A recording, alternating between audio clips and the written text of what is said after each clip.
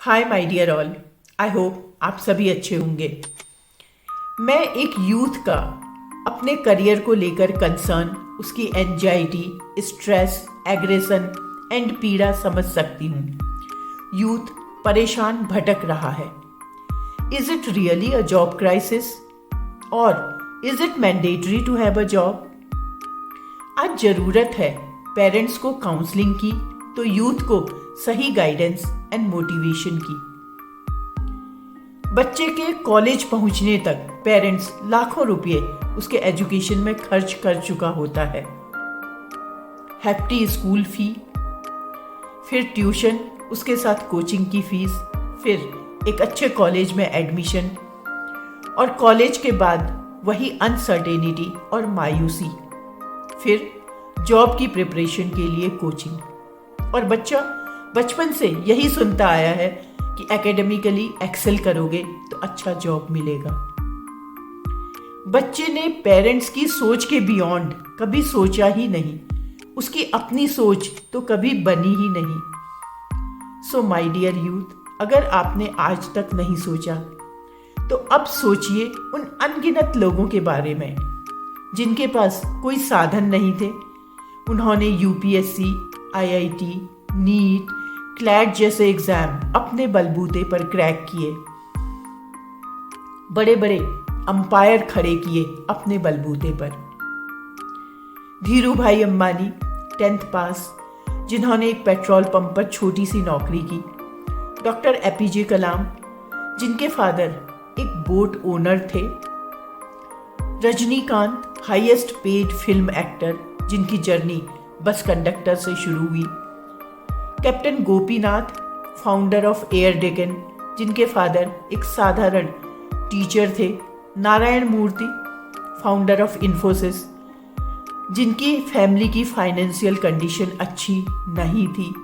शिव खेड़ा, एक renowned writer and motivator, जिन्होंने car washing और LIC एजेंट का काम किया। किरण मजूमदार सौ, बायोकॉन की फाउंडर, जिन्होंने 25 साल की उम्र में एक छोटे से रेंटेड गैराज से अपना काम शुरू किया। क्या कॉमन था इन सब लोगों में? एक जुनून और उसके साथ कंसिस्टेंसी, हार्ड वर्क, पेशेंस और बार बार गिरकर उठने का determination. So each one of you can achieve what you wish. Swami Vivekananda का कहना था, ध्यान से सुनिएगा, talk to yourself once in a day, otherwise you will miss meeting an intelligent person inside you. तो इसलिए अपनी इंटेलिजेंस को पहचानिए। हम सबके अंदर कोई ना कोई talent, trade, skill, creativity, attribute, किसी भी नाम से बुलाइए, वो जरूर होता है।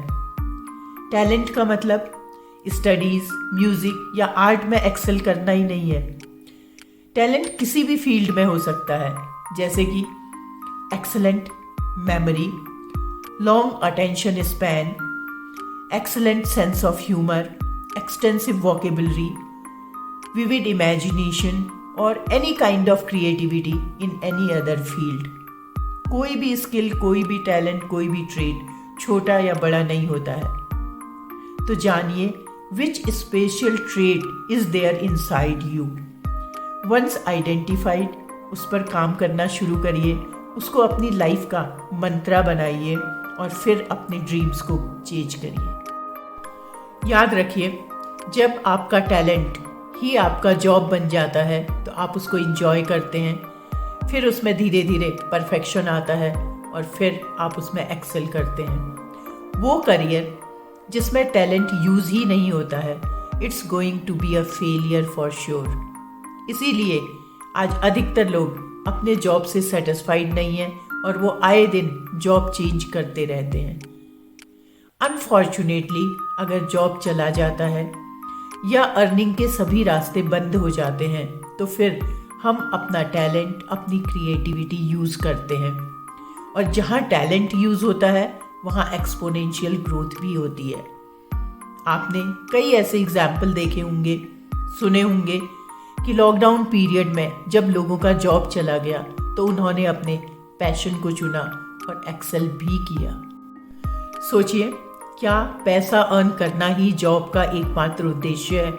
नहीं, वो करिए जिसमें आपका इंटरेस्ट हो। जब आप अपने जॉब को एंजॉय करते हुए करेंगे तो पैसा तो आएगा ही, साथ में आपको खुशी भी मिलेगी और आपकी ग्रोथ भी होगी। तब शायद आपको जॉब के लिए किसी दूसरे पर डिपेंड नहीं रहना पड़ेगा, बल्कि आप खुद दूसरों के लिए जॉब जनरेट करेंगे।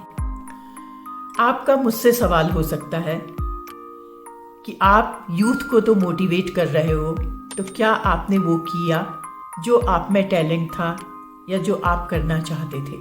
Of course not. लेकिन मेरी कोशिश है कि आज का यूथ वो गलती ना करे। इसीलिए आपके सपने पूरा करने में मैं आपका साथ देने की कोशिश कर रही हूँ। Thank you for watching the video. Stay blessed. फिर मिलते हैं एक नई वीडियो के साथ।